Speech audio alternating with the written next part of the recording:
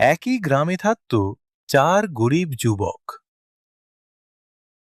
চার যুবকের ভারী ভাব। অভাব অন্টনের জীবন আর ভালো লাগছিল না। তারা ঠিক করল বিদেশে যাবে ধন রোজগার করতে। একদিন আত্মীয় স্বজনের কাছ থেকে বিদায় নিয়ে তারা চলল বিদেশে। চলল অনেক গ্রাম, নগর ও বন পেরিয়ে। তারা পৌঁছাল অবন্তী নগরে।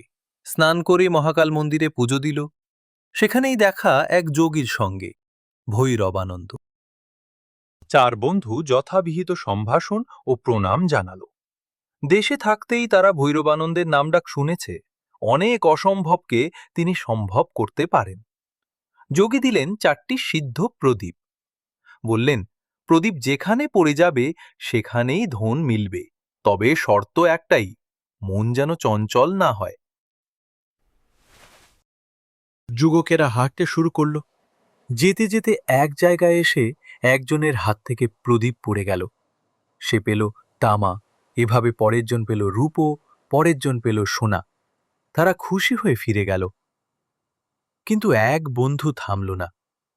সে বলল, আগে তামা, তারপর রূপো, তারপর সোনা, এবার নিশ্চয়ই রত্ন।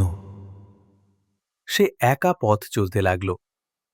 ক্লান্ত ক্ষুধার্ত সেই যুবক পড়ল বিপদে।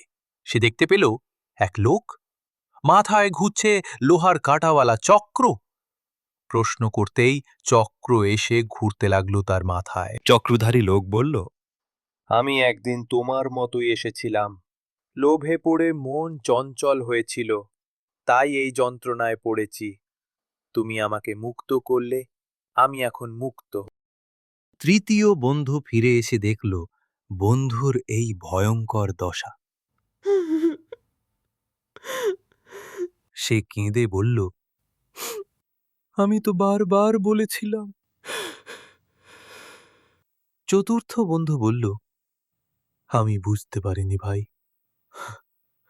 লোভই কাল হলো। জ্ঞান থাকলেই হয় না, চাই বুদ্ধি আর সংযম। লোভ করলে সবই মিথ্যে হয়ে যায়।